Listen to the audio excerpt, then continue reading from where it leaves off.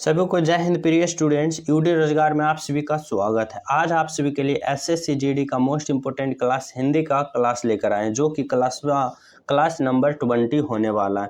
अगर आप लोग पिछले क्लास ना देखे हो तो जाकर देख लेना। सारा एग्जाम की दृष्टि से सेलेक्टेड क्वेश्चन का क्लास चलाया जा रहा है। आप सभी के एग्जाम में ज़्यादा हेल्पफुल साबित होगा, क्योंकि प्रीवियस ईयर क्वेश्चन भी अटैच कर लिया गया। आप सभी को पता होगा प्रीवियस ईयर क्वेश्चन से हमें ये पता चलेगा कि किस प्रकार से पिछले एग्जाम में पूछा जाता है क्वेश्चन, और इस एग्जाम में हमें किस प्रकार के क्वेश्चन आएगा। इससे आप सभी को 100% अनुभव मिल जाएगा। तो ये क्लास में आप सभी को पूरा बारीकता से समझाने की कोशिश करूंगा।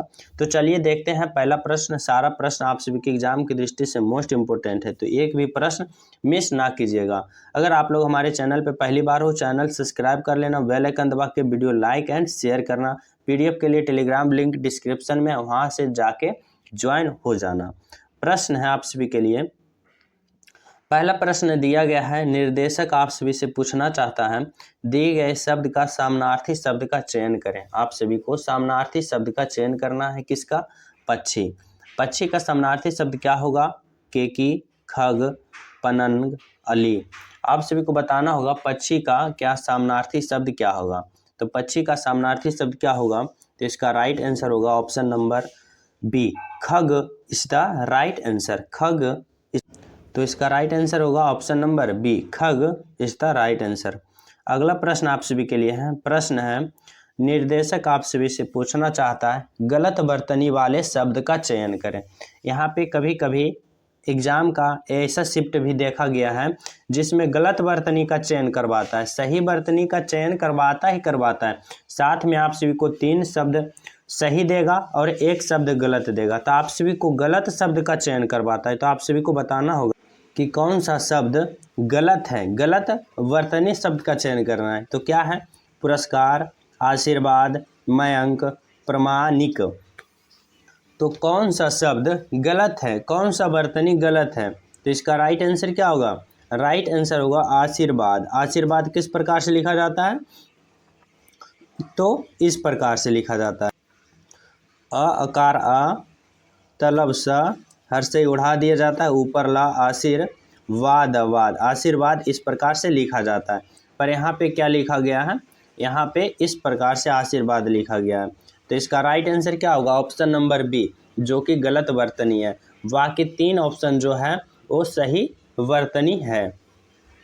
तो आप लोग यहाँ पे निर्देशक, जब भी एग्जाम हॉल में हो, निर्देशक सही से पढ़ना, ना कि यहाँ पे गलत वर्तनी आप सभी को चयन करने के लिए कह रहा है। और आप लोग सही वर्तनी चयन करके ऑप्शन 1 में देखना, पुरस्कार सही है तो इसको कलेक्ट कर लेना, पर यहाँ पे निर्देशक आप सभी पर ध्यान देना है।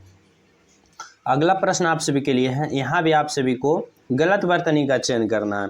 आतिशबाजी, ऐतिहासिक, अत्याक्षरी या फिर उत्तरदायी।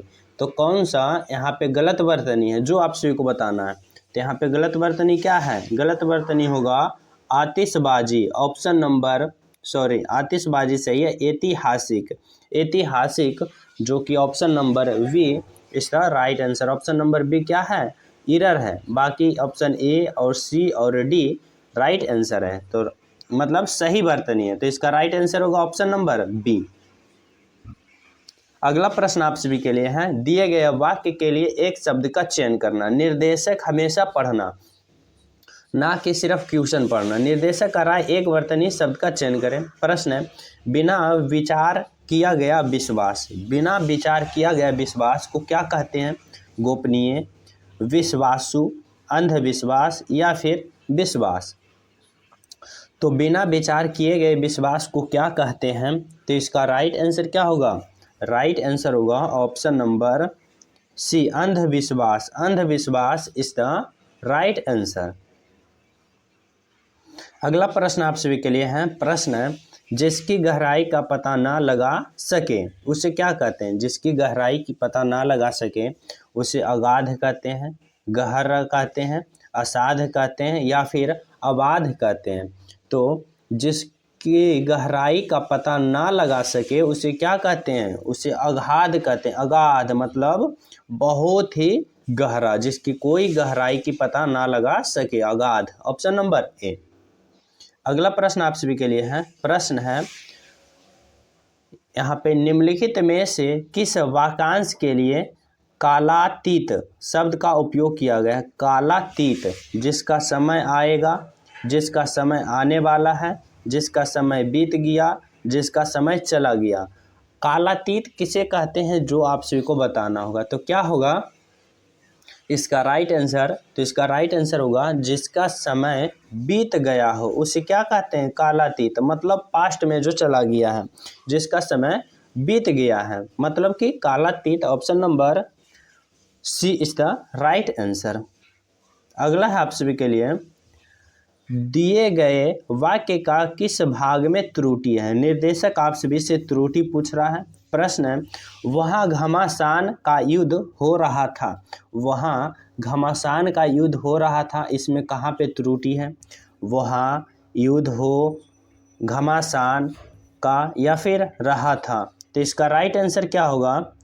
तो इसका राइट आंसर होगा ऑप्शन नंबर सी, घमासान का। क्या होगा? ऑप्शन नंबर सी, घमासान यहाँ पे जो कि एरर है, घमासान यहाँ पे नहीं होगा। अगला प्रश्न आप सभी के लिए है। प्रश्न है, निर्देशक आप सभी से पूछ रहा है मुहावरे का अर्थ व्यक्त करना। आप सभी को बताना होगा नाक भौं सिकोड़ना। नाक भौं सिकोड़ना का मुहावरे का अर्थ क्या होगा? इज्जत बचाना, घृणा करना, घमंड करना, इशारा करना। तो नाक भौं सिकोड़ना का राइट आंसर क्या होगा मुहावरे का अर्थ? तो इसका राइट आंसर क्या होगा? घृणा करना, मतलब कि उसने नाक भौं सिकोड़ लिया, मतलब घृणा किया। Option number C. अगला प्रश्न है, हाथ पैर मारना। हाथ पैर मारना का मुहावरे का अर्थ क्या होगा?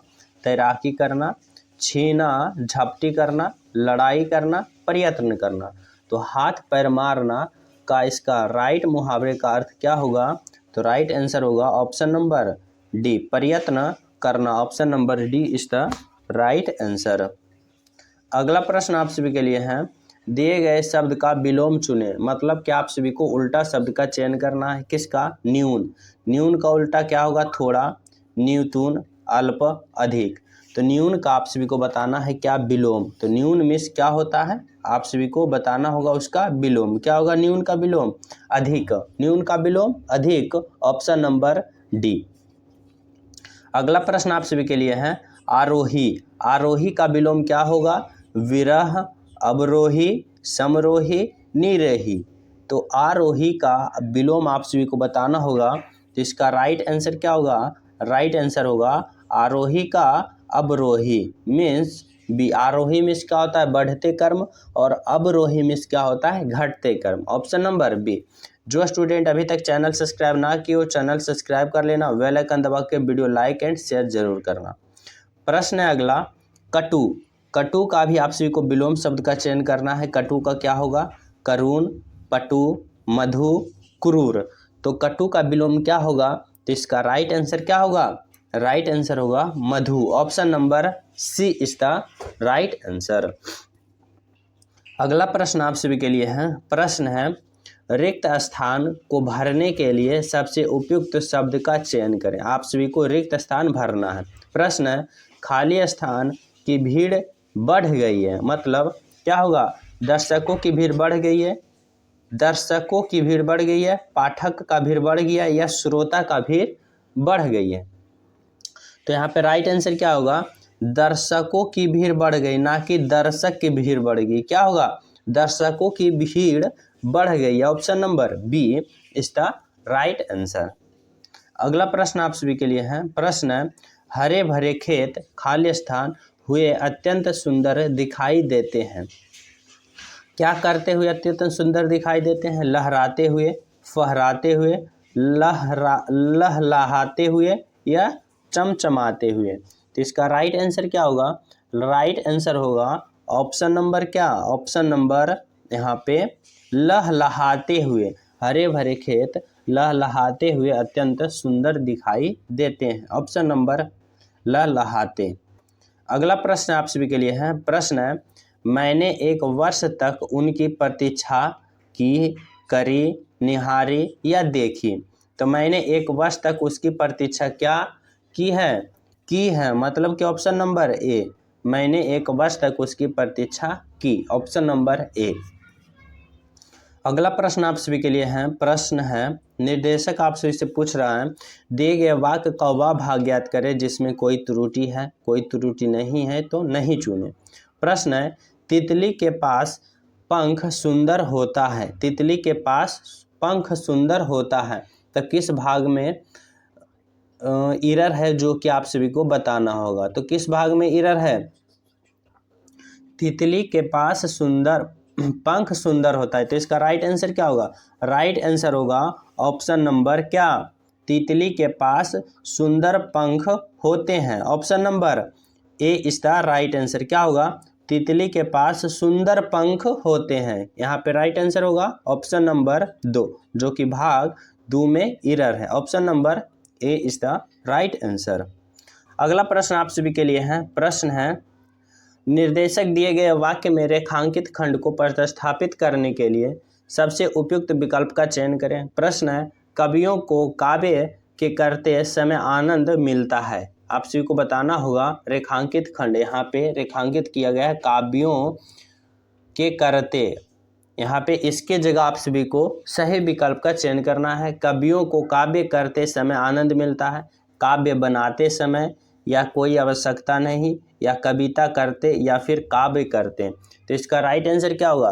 राइट आंसर होगा कि कवियों को कविता करते समय आनंद आता है। कविता करते समय, यहाँ पे राइट आंसर क्या होगा? कवियों को कविता करते समय आनंद मिलता है, मतलब ऑप्शन नंबर सी। कवियों क्या करेंगे? कविता ही करेंगे, तो ऑप्शन नंबर सी। अगला प्रश्न आप सभी के लिए है। प्रश्न है, महेश चित्रकला का व्यायाम करता है। यहाँ पे आप सभी को व्यायाम के जगह सही ऑप्शन का चयन करना है। तो महेश चित्रकला का क्या करता है? चिंतन, अभ्यास, लेखन, या फिर प्रयास। तो यहाँ पे राइट आंसर क्या होगा? राइट आंसर होगा अभ्यास। महेश चित्रकला का क्या करता है? अभ्यास करता है, ना कि व्यायाम करता है। ऑप्शन नंबर सी, अभ्यास करता है। अगला प्रश्न आप सभी के लिए है। प्रश्न है, हमारे धर्मशास्त्रों में बहुत कुछ पढ़ा है। हमारे धर्मशास्त्रों में बहुत कुछ पढ़ा है। यहाँ पे अंडरलाइन की जगह क्या होगा? में बहुत कुछ संकलित है, आवश्यकता नहीं है, के अंदर बहुत पढ़ा है, के अंदर बहुत कुछ है। तो यहाँ पे राइट आंसर क्या होगा? राइट आंसर होगा ऑप्शन नंबर क्या? Option number A. यहाँ पे हमारे धर्मशास्त्रों में बहुत कुछ, यहाँ पे क्या होगा? बहुत कुछ संकलित है। Option number A is the right answer. तो मैं आशा करता हूँ कि जितने भी क्वेश्चन था मोस्ट इम्पोर्टेंट था और मैं 100% समझाने की कोशिश किया हूँ। अभी तक चैनल सब्सक्राइब ना किया हो, चैनल सब्सक्राइब कर देना, बेल आइकन दबा के वीडियो लाइक एंड शेयर जरूर करना। मिलते हैं जल्द ही अगले क्लास में। जब तक जय हिंद।